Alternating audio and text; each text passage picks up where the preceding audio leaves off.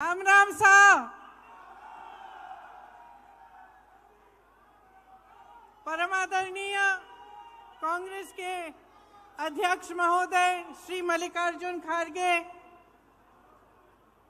मेरी प्यारी माता जी, आज मुझे बहुत खुशी है, गर्व भी है कि आज पहली बार आपके प्रदेश से राज्यसभा बनने के राज्यसभा के सदस्य बनने के बाद आपके यहाँ आई हैं और मुझे गर्व है कि आज मुझे उनके साथ यहाँ आने का मौका मिला। श्री अशोक गहलोत जी, श्री सुखजिंदर रंधावा जी, श्री सचिन पायलट जी, श्री गोविंद दोतासरा जी, मंच पर विराजमान सभी नेतागण, मेरे प्यारे कार्यकर्ता बहनों और भाइयों, आप सबका इस सभा में बहुत बहुत स्वागत। आज ये मौका है कि हम अपनी पार्टी का घोषणा पत्र आपके सामने रख रहे हैं। आपने देखा होगा कल एक सभा हुई थी दिल्ली में और ये घोषणा पत्र देश के सामने रखा गया।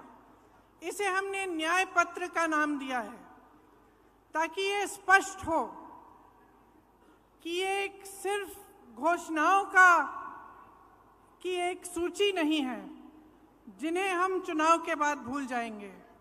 ये एक संघर्ष की आवाज है, इस देश की आवाज है जो आज न्याय मांग रही है। और इसका मतलब क्या है? देखिए, आज की परिस्थितियां क्या है आप मुझसे अच्छी तरह जानते हैं। बेरोजगारी चरम पे है। 45 सालों में इतनी बेरोजगारी नहीं रही जितनी आज है। आपने 10 सालों से मोदी जी की सरकार देखी, भाजपा की सरकार देखी, और अगर आप एक दूसरे से पूछते हैं, अड़ोस पड़ोस के घरों में जाते हैं, अपने घरों में खुद झांक के देखते हैं, तो क्या पता चलता है क्या किया इन्होंने बेरोजगारी को हटाने के लिए? बड़े बड़े वादे किए थे, बड़ी बड़ी घोषणाएं की थी, एक भी पूरा नहीं किया। आज बेरोजगारी बहुत ज्यादा है और इन्होंने क्या किया? अग्निवीर जैसी स्कीम लाई जिससे वो बच्चे, वो नौजवान जो मेहनत करके रोज रोज वर्जिश करके टेस्ट लेते हैं सेना में जाने के लिए, उनकी आशाएं टूट गई। पेपर लीक हो रहे हैं हर प्रदेश में। जहां देखिए नौजवान मुश्किल से पढ़ाई कर रहा है, माता पिता कमाकर उसको मुश्किल से लोन लेके कैसे भी उसकी पढ़ाई करा रहे हैं, उसके ट्यूशन करा रहे हैं। पेपर लीक हो जाता है, नौकरी नहीं मिलती। ये परिस्थितियां हैं। आज महंगाई की ये परिस्थिति है कि ठीक है, चुनाव आने लगा तो 2 महीने पहले इन्होंने गैस सिलेंडर का दाम कम कर लिया, लेकिन इतने सालों से क्या दाम था? इतने सालों से आप क्या देख रहे हैं? आपका अनुभव क्या है? मेरी बहनें जानती हैं, त्योहार आता है घबराहट होती है कि कैसे खर्चा करेंगे, लिपाई पुताई कैसे कराएंगे, त्योहार के लिए नए कपड़े कैसे खरीदेंगे, दुकान जाएंगे क्या खरीद पाएंगे। ये परिस्थितियां हैं। किसानों की क्या परिस्थिति है? किसान सड़क पर आंदोलन करता है, प्रधानमंत्री जी उनकी सुनवाई ही नहीं करते। जीएसटी से मारा जा रहा है, हर चीज पे जीएसटी लगी जा रही है। पेट्रोल डीजल के दाम आसमान छू रहे हैं और किसान अपनी मेहनत से अपने बच्चों को पढ़ाता है, लिखाता है, कोशिश करता है, पूरी अपना पसीना बहाता है, अपने बेटे को सेना में भेजना चाहता है। वहां पे भी रुकावट, कमाई में भी रुकावट, महंगाई बढ़ती जा रही है, बेरोजगारी बढ़ती जा रही है। और एक अनोखी बात है, आपने देखा होगा पिछले 5 सालों में क्या इन चीजों की, ये जो परिस्थितियां हैं आपके, ये जो संघर्ष हैं, क्या इनके बारे में आपको टीवी पे कुछ दिखता है? क्या मीडिया में दिखता है?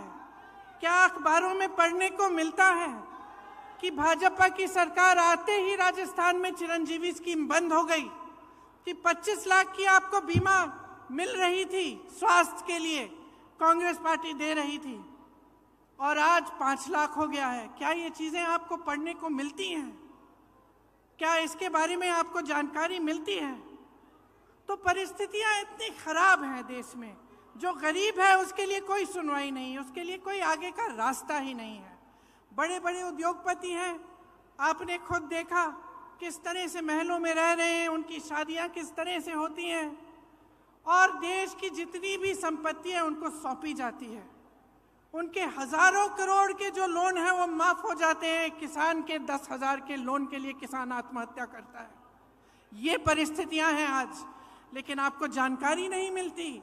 आप टीवी देखते हैं तो अच्छी अच्छी चीजें दिखती हैं, सिर्फ होर्डिंग देखते हैं तो बड़ी बड़ी अच्छी अच्छी चीजें दिखती हैं, क्योंकि सबसे भीषण जो प्रहार है आज वो आपकी जागरूकता पर हो रहा है, जनता की जागरूकता पर हो रहा है आक्रमण।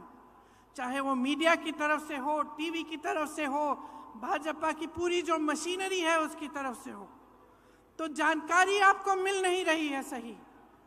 जनता सोच रही है कि किसी का तो भला किया होगा, अच्छा अच्छा दिख रहा है, इश्तिहार टीवी पे दिख रहा है सब कुछ, तो किसी का तो भला हुआ होगा, इसीलिए ये सब हो रहा है। लेकिन असलियत क्या है, इसको पहचानने का अब समय आ गया है। आपको सिर्फ ये सुनाई देता है 400 पार, आपको सिर्फ ये सुनाई देता है कि मोदी जी कहाँ भ्रमण कर रहे हैं। कभी आसमान में, हवा में, हवाई जहाज में उड़ रहे हैं, कभी समुंदर के अंदर जाके नीचे, पानी के नीचे हैं। तो यही दिख रहा है आपको, लेकिन आपको ये नहीं दिख रहा कि आज इस देश की असली परिस्थितियां क्या है। ये सिर्फ आपको अपने जीवन में दिख रहा है, अपने अनुभव में दिख रहा है, सिर्फ आपके संघर्ष आप पहचान रहे हैं। इस देश की सरकार इसको पहचान नहीं रहे हैं। आप जानते हैं कि 10 सालों में जहां जहां आपको तकलीफ हुई वहां कोई आपकी मदद करने के लिए नहीं आया। जितनी भी स्कीमें हैं बड़े बड़े उद्योगपतियों के लिए बनी हैं, ये कहते हैं आपको 5 किलो राशन देंगे, लेकिन आपको रोजगार नहीं देंगे, आपके बच्चों को अपने पैरों पे खड़े होने का मौका नहीं देंगे। तो आपको अब जो समय आ गया है कि आपको जागरूक बनना है, ये आप बहुत अच्छी तरह से समझ लीजिए। जब हम न्याय की बात करते हैं, हम ये कह रहे हैं, ये पहचान कर कह रहे हैं कि आपके जीवन में अन्याय हो रहा है। चाहे वो गरीब हो, उसकी सुनवाई नहीं है, चाहे कमजोर हो, उसकी सुनवाई नहीं है, मजदूर की सुनवाई नहीं है, आज स्त्री की सुनवाई नहीं है, उसकी कहानी कोई नहीं सुनाता। आपको कहीं नहीं दिखेगा मीडिया में, टीवी में, और भाजपा के नेता आपसे ये बातें नहीं करेंगे। चाहे ड्राइवर हो, ऑटो का ड्राइवर हो, चाहे माली हो, चाहे बढ़ई हो, चाहे हस्तकला में कोई काम कर रहा हो, इनकी कहानियां आप सुनते नहीं हैं। इसीलिए हमने अपने जो न्याय पत्र में लिखा है वो इन्हीं की कहानियों के तहत, इन्हीं के अनुभव पर लिखा है। आपकी ही आवाज है इस घोषणा पत्र में, इस न्याय पत्र में। भाजपा के नेता मोदी जी एक खोखले संसार, एक खोखली दुनिया में रह रहे हैं। गाजे बाजे में, शोहरत में आपको सिर्फ अच्छा अच्छा दिखता है, बड़ी बड़ी इवेंट बाजी दिखती है। सच्चाई छुपाने के लिए है ये, और जितने भी प्रयास हैं वो सिर्फ सच्चाई छुपाने के लिए हैं। आज पूरे विपक्ष पर हमला है, 2 मुख्यमंत्री जेल में हैं। कहते हैं भ्रष्टाचार पर वार है, लेकिन सब भ्रष्टाचारी अपनी पार्टी में इकट्ठा कर रहे हैं। सारी पार्टियों के जितने भ्रष्टाचारी हैं उनको सब न्योता देके, वो निमंत्रण देके ले रहे हैं, और अचानक उनकी पार्टी में जाते ही स्वच्छ हो जाते हैं, कोई उनके बारे में सवाल नहीं उठाता। तो ये बहाना है, ये पूरा बहाना है कि इनकी दुनिया सक्षम रहे, बड़े बड़े उद्योगपतियों की, इनकी, और वो भी गिने चुने उद्योगपति हैं, सारे उद्योगपति नहीं हैं। बहुत सारे ऐसे उद्योगपति हैं जो देश के लिए दिन रात काम करते हैं, जो रोजगार बनाते हैं। इनके जो गिने चुने मित्र हैं उनको सारी संपत्ति सौंपी जा रही है। ये उन दूसरे उद्योगपतियों के साथ भी अन्याय है। तो ये पूरी जो परिस्थितियां हैं देश की, इनको समझने की बहुत खास जरूरत है। आज जो आप वोट डालने जा रहे हैं, वो वोट इस देश के लोकतंत्र को बचाने के लिए जा रहा है। अब ये बात आपने बहुत सुनी होगी और कभी कभी आप पूछते भी होंगे कि भाई कैसे हमारा लोकतंत्र असुरक्षित कैसे है।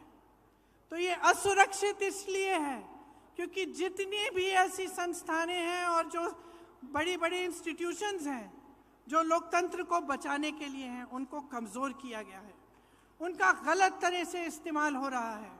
आज ये नौबत आ गई है कि जनता को ईवीएम पे भी भरोसा नहीं है।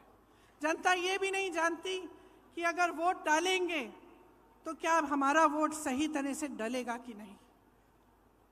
तो इन परिस्थितियों के बीच जो हमारा न्याय पत्र है, इसमें हमने कुछ ऐसी घोषणाएं की हैं जो हम चाहते हैं कि जब हमारी सरकार आएगी हम आपके लिए करके दिखाएंगे। इसका प्रमाण ये है कि हमने प्रदेशों में करके दिखाया है। जिन प्रदेशों में हमारी सरकार रही उनमें राजस्थान भी था। आपने देखा कि राजस्थान में किस तरह से जो स्कीम लागू करवाई थी, और जैसे मैंने कहा चिरंजीवी जैसी स्कीमें, जिससे आपको पूरी तरह से स्वास्थ्य की सुविधाएं मिलती थी। तो हमारे न्याय पत्र में किसानों के लिए 5 गारंटी हैं। एमएसपी को हम कानून बनाएंगे, गहलोत जी ने भी आपको बताया। स्थायी कृषि ऋण माफी का आयोग बनेगा, मतलब एक स्थायी आयोग होगा और आपके जो ऋण हैं, जो छोटे किसानों के जो ऋण हैं जो आपके माफ नहीं होते हैं, उसके लिए वहां सुनवाई होगी। फसलों का नुकसान होने पर 30 दिनों में सीधे बैंक खाते में भुगतान होगा। नई कृषि की आयात निर्यात की नीति बनेगी और कृषि में इस्तेमाल जितने भी आप सामान इस्तेमाल करते हैं कृषि में, वो जीएसटी से माफ होंगे। ये बहुत बड़ी चीज़ है, इससे आपको बहुत राहत मिलेगी। मैंने बेरोजगारी की बात की। युवाओं के लिए केंद्र में 30 लाख जो खाली पद भरे हैं, पड़े हैं, उन्हें भारी करने का काम हमारी सरकार करेगी। हर परिवार में जो पहली नौकरी है वो पक्की मिलेगी और स्नातक पास को 1 लाख रुपए मिलेंगे। ये जो पेपर लीक होते रहते हैं जिससे आपका बहुत नुकसान होता है और पढ़े लिखे बच्चे बेरोजगार बैठे रहते हैं, उसके समाधान के लिए एक नया कानून बनाया जाएगा। सख्ती से जो ऐसे काम कराएंगे, सख्ती से उन पर कार्रवाई होगी और एक जॉब कैलेंडर बनेगा जिसमें जो नियुक्ति के जो डेट हैं, जो इम्तिहान के डेट हैं, रिजल्ट के डेट हैं, वो पहले से बताए जाएंगे। जो लोग गिग इकोनॉमी में काम करते हैं, गिग इकोनॉमी मतलब जैसे शहरों में आप जो डिलीवरी वाले युवा हैं जो डिलीवरी करते हैं, इस तरह की जो नौकरियां हैं, इनको सामाजिक सुरक्षा मिलेगी और एक 5,000 करोड़ रुपए का फंड बनेगा युवाओं के लिए, ताकि युवा जब अपने कारोबार शुरू करना चाहें तो उनको लोन मिलेगा और उनको पैसे दिलवाए जाएंगे। महिलाओं के लिए खास हमने कुछ सोचा है कि हर जो गरीब महिला है उसे सालाना 1 लाख रुपए सरकार से मिलेंगे। केंद्र में जो नई भर्तियां हैं उनमें से 50% महिलाओं को दी जाएंगी। आशा, आंगनवाड़ी, मिड डे मील वेतन में केंद्र का योगदान 2 गुना होगा और हर पंचायत में एक अधिकार मैत्री होगी जो महिलाओं को अपने अधिकारों के बारे में बताएगी। कामकाजी महिलाओं के लिए हॉस्टल होने चाहिए, देश में काफ़ी नहीं है, उनकी जो संख्या है उसको 2 गुना किया जाएगा और हर जिले में कम से कम एक ऐसा हॉस्टल होगा। आदिवासी भाई बहनों के लिए भी हमने गारंटी किया है कि वन अधिकार अधिनियम लागू किया जाएगा और एक स्पेशल बजट, स्पेशल प्लान बनाया जाएगा। भूमि अधिग्रहण कानून में जो संशोधन किए गए थे वो वापस लिए जाएंगे और राज्यों में पैसा के अनुसार कानून लागू किए जाएंगे, जिससे जहां आदिवासियों की आबादी ज़्यादा है वे अनुसूचित क्षेत्र घोषित किए जाएंगे।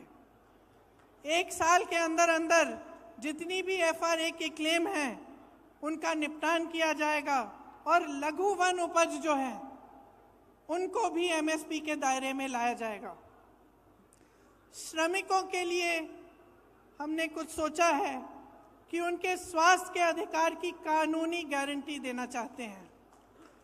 जांच से इलाज तक पूरी सेहत की देखभाल की सुविधाएं उनको मिलनी चाहिए और राष्ट्रीय न्यूनतम मजदूरी 400 रुपये प्रतिदिन की गारंटी हम करेंगे। और शहरी क्षेत्रों के लिए रोजगार गारंटी का कानून लागू होगा, जिस तरह से ये कानून गांव में लागू होता है। देखिए, ये हम न्याय की गारंटी दे रहे हैं आपको। हम लोकतंत्र की रक्षा करेंगे। हमारे पूर्वजों ने इस लोकतंत्र को बनाने के लिए अपना खून बहाया है। इसी कांग्रेस पार्टी ने, जिसके आप मेरे कार्यकर्ता भाई बहन यहाँ बैठे हैं, इसी कांग्रेस पार्टी ने इस देश के स्वतंत्रता संग्राम को बनाया और उसमें अपना तमाम नेताओं ने जान दी, जीवन दिया और इस देश का निर्माण किया है। मैं सिर्फ एक आग्रह करना चाहती हूं अपने कार्यकर्ता भाई बहनों से और खास तौर से इस देश की जनता से, इस देश के एक एक नागरिक से ये मेरा आग्रह है, इस चुनाव को आप अपने मुद्दों पर लड़वाइए। जो आपके जीवन का अनुभव है वही सत्य है, वही सच्चाई है। जो आपको दिखाई दे रहा है टीवी पे, इश्तिहारों पे, होर्डिंग्स पे, ये सच्चाई नहीं है। जो ये मोदी जी ने इवेंट बाजी बना रखी है, गाजा बाजा, ये सब जो लोग सोचते हैं कि धर्म के नाम पर, जाति के नाम पर या आपका ध्यान कहीं और आकर्षित करके गद्दी पर सुरक्षित रहेंगे, उनको सच्चाई दिखाइए। क्योंकि जब तक आप अपने अनुभव पर उतरकर अपना वोट नहीं देंगे, जब तक आप अपनी सच्चाई, अपने सत्य, अपने अनुभव के आधार पर इस देश के निर्माण को नहीं करवाएंगे, तब तक ये हालात बदलेंगे नहीं। और हम ये हालात बदलना चाहते हैं। हम आपके हालात बदलना चाहते हैं। हम चाहते हैं कि आप अपने पैरों पे खड़े हों, कि सब सुविधाएं आपको मिलें, कि देश की सारी संपत्ति आपके हाथों में जाए। इसीलिए ये चुनाव आपका चुनाव होना चाहिए। ये चुनाव इस देश के लिए होना चाहिए, इस देश की धरती के लिए, इस देश की मिट्टी के लिए, इस देश के लोकतंत्र के लिए, इस देश के संविधान को बचाने के लिए। और मेरी पूरी उम्मीद है कि इसी आधार पर आपका वोट जाएगा। तो आप सबको बहुत बहुत धन्यवाद। कुछ लंबा मैं बोली, अध्यक्ष जी को भी बोलना है। आपने बहुत ध्यान से मेरी बातों को सुना है, इसके लिए बहुत बहुत धन्यवाद। मेरे साथ एक बार बोलिए, जय हिंद।